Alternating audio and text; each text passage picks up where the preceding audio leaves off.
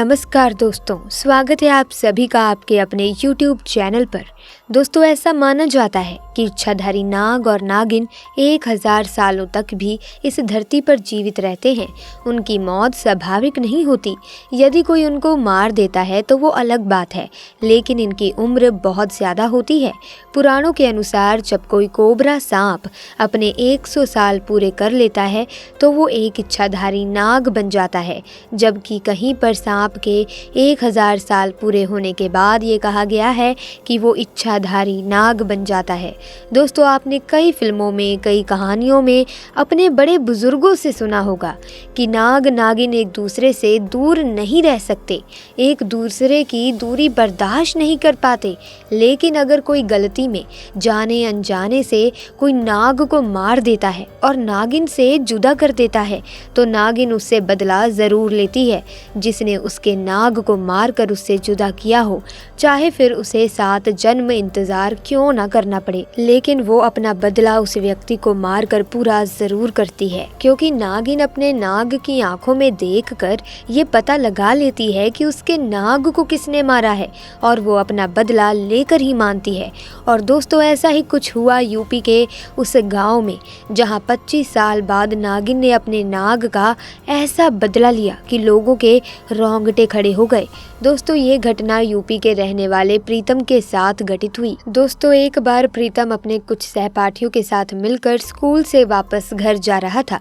तभी अचानक से एक नाग उसके रास्ते में आकर बैठ गया और फन फैलाकर हुंकारे मारने लगा। ये देखकर प्रीतम के साथ घर वापस जा रहे सहपाठी काफी ज्यादा डर गए और वहां से भागने लगे। लेकिन कुछ सहपाठी वहां खड़े रहे और प्रीतम को वापस मुड़कर चलने को कहने लगे। लेकिन प्रीतम को ऐसा करना कायरता लगी और उसने गुस्से में आकर एक पत्थर उठाया और उसे नाग के सर पर दे मारा और नाग वहीं पर मर गया। प्रीतम इस बात से अनजान था कि उस नाग की नागिन ये सब देख रही थी। दोस्तों, इसके बाद प्रीतम ने उस नाग को उठाकर झाड़ियों में फेंक दिया और अपने घर चला गया।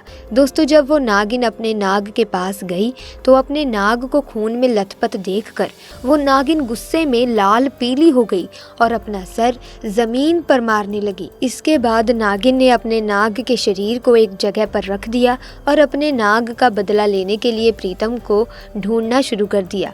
जब नागिन प्रीतम के गांव में उसके घर के पास पहुंची तो वो अपनी मौसी के साथ एक कार के सामने खड़ा हुआ था। जब तक नागिन वहां पहुंचती तब तक वो कार में बैठकर अपनी मौसी के साथ मुंबई पढ़ने के लिए चला गया।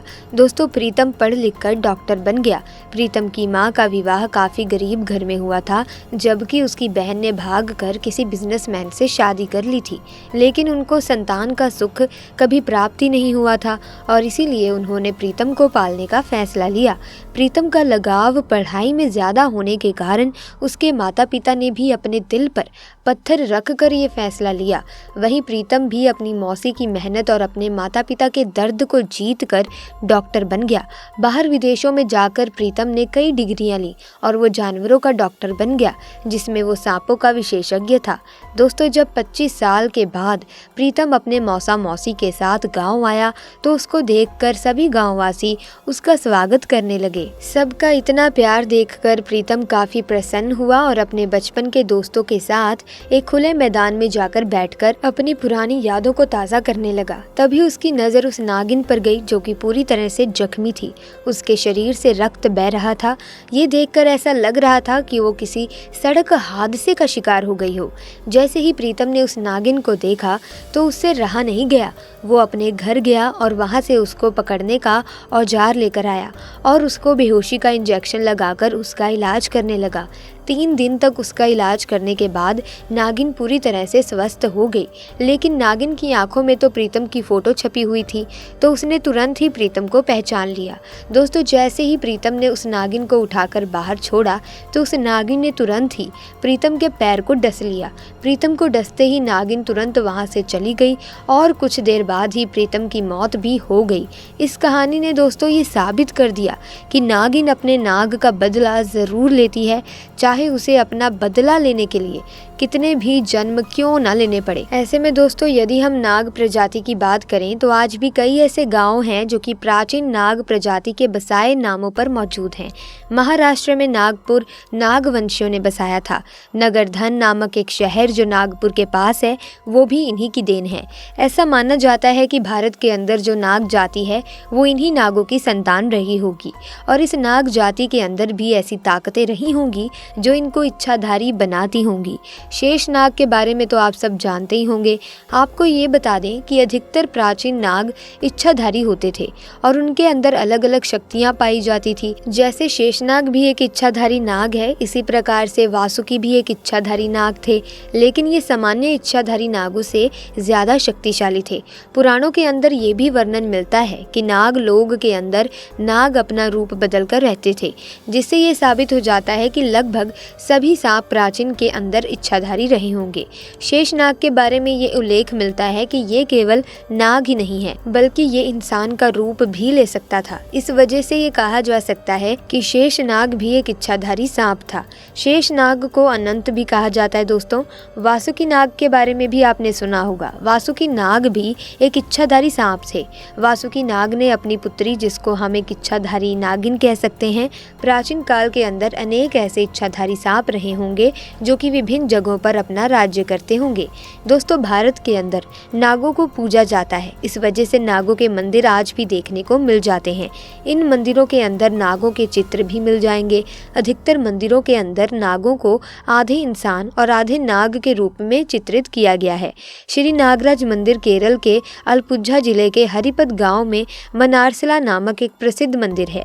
इस मंदिर के पास 3000 से अधिक सांपों के चित्र बने हुए हैं। इस मंदिर के अंदर नागराज और उनकी पत्नी की पूजा होती है।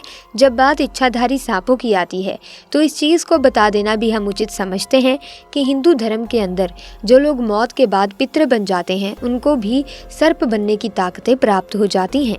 इस बात को सिद्ध करने वाली घटनाएं मौजूद हैं। खुद हमारे साथ और कई लोगों के साथ इस प्रकार की घटनाएं हो चुकी हैं। कुल मिलाकर ये कहा जा सकता है कि पितरों के अंदर भी कुछ हद तक इच्छाधारी का गुण पाया जाता है। तो ऐसे में दोस्तों आपने इस वीडियो में जान लिया कि 25 साल बाद भी नागिन अपना बदला लेना नहीं भूलती, फिर चाहे उसे कितने भी टाइम इंतजार क्यों न करना पड़े। आपने इस वीडियो में देखा कि 25 साल बाद भी नागिन को वो इंसान याद था जिसने उसके नाग को मारकर उससे जुदा किया था।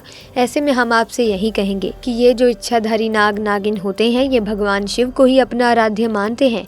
ऐसे में इनके साथ की गई चालाकी, शरारत या फिर इनको लालच के तौर पर मार दिया जाना सही बात नहीं है, क्योंकि दोस्तों इसमें हमारा ही नुकसान है। क्योंकि दोस्तों हमारे द्वारा की गई हमारे जीवन में किसी भी गलती की कब सजा मिल जाए हमें नहीं पता। ऐसे में नाग नागिन को मारना या किसी भी सांप को मारना घोर पाप के बराबर माना जाता है।